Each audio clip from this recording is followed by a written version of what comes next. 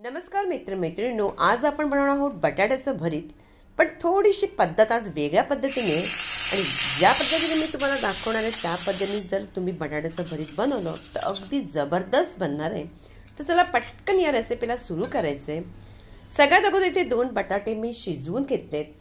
बटाटे चांगले शिजले गेलेत तर आता आपण काय करायचं आहे, इथे बाजूला ठेवायचे आणि त्यानंतर हिरव्या मिरच्या, लसणाच्या पाकळ्या आणि जिरं। लसणाचा पाकळ्या 10-12 घ्यायचे आहेत, मिरच्या सुद्धा 10-12 घ्यायचे आहेत। तिखट जास्त हवं असेल तर तिखट आणखीन घेऊ शकता। जरासं जिरं घालायचे आणि नंतर पटकन या खलबत्त्यामध्ये घालून आपण चांगलं कुटून घ्यायचे। यामध्ये घातल्यामुळे काय होतं, त्याची चव जरा चांगली जास्त होते। नसेल तर तुम्ही मिक्सरमध्ये सुद्धा करू शकता। आता हा ठेचा रेडी झालाय, त्याला आपण बाजूला काढून ठेवूया।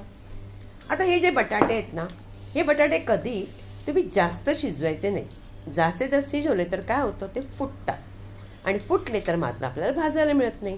अशा प्रकारे शिजवायचे आणि अशा प्रकारे शिजवल्यानंतर आपण या चाकूच्या साहाय्याने त्याला थोडंसं चिरा द्यायचे आहेत आणि अशा प्रकारे चिरा दिला गेला की नंतर गॅसवरती आपण त्याला भाजून घेणार आहोत। गॅसवरती एखादी जाळी ठेवायची आणि त्याच्यावरती आपण बटाटे ठेवायचे। हवं असल्यास तुम्ही अशा प्रकारे ठेवून चिमट्याच्या साहाय्याने तुम्ही बटाटे भाजू शकता, पण सोपी पद्धत दाखवते तुम्हाला की काय करायचं। चाकूच्या साहाय्याने किंवा तुमच्याकडे जर काट्याचा चमचा असेल तर त्याच्यामध्ये घालायचा आणि अशा प्रकारे पकडून दोन्ही बटाटे, कधी हा बटाटा करायचा कधी तो बटाटा करायचा, अशा प्रकारे करून चांगले भाजून घ्यायचे। या अशा प्रकारे भाजल्यामुळे हा स्मोकी जो फ्लेवर असतो तो अगदी त्या बटाट्याच्या भरीत जे आपण बनवतो त्याच्यामध्ये अगदी छान येतो। आता हे बटाटे आपले छान असे भाजले गेले, जास्त काळे करायचे नाही।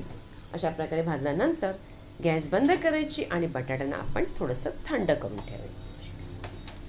थंड करायला ठेवले तोपर्यंत आपण कढईमध्ये तेल घातले 2 चमचे आणि कांदा घालायचा बारीक चिरून मोठासा आणि हा घातल्यानंतर आपण घालायचे जरासा हिंग जास्तची गरज नाहीये, अर्धा चमचा घातला तरी हरकत नाही। थोडीशी घालायची हळद आणि हे घातल्यानंतर आपण थोडंसं त्याला परतून घ्यायचं आहे।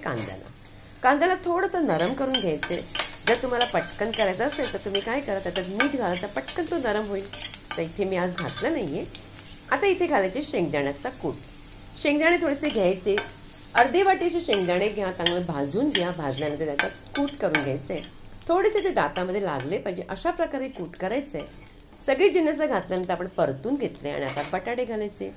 बटाटे इथे आपण कापून घालायचे नाहीये, थोडेसे हाताने कुस्करायचे।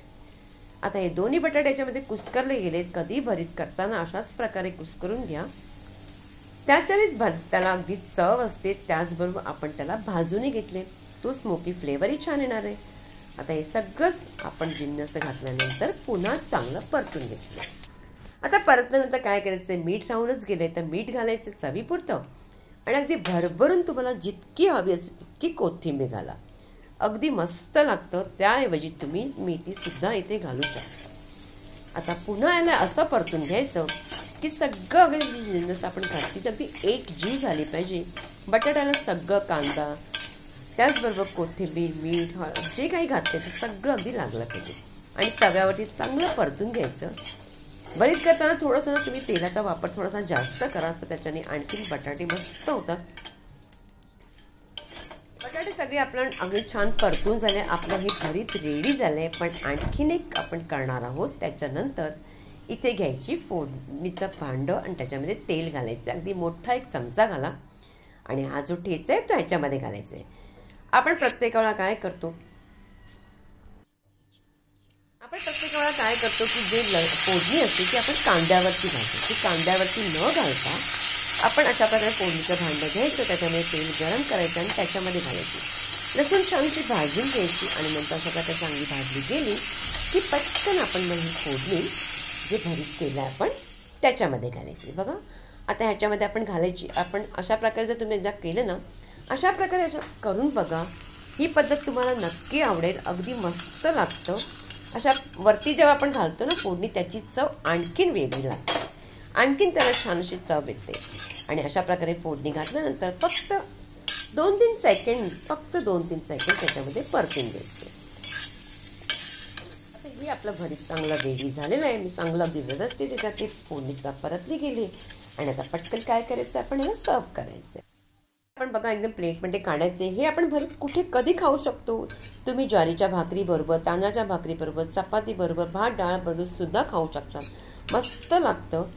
आणि ही रेसिपी जर तुम्हाला आवडली असेल तर मला नक्की कॉमेंट्स करून सांगा. आणि एक सांगायचं की मी बरेचसे तुम्हाला शॉर्ट व्हिडिओ दिलेले आहेत, वेगवेगळ्या रेसिपी घातल्या, तर नक्की पहा.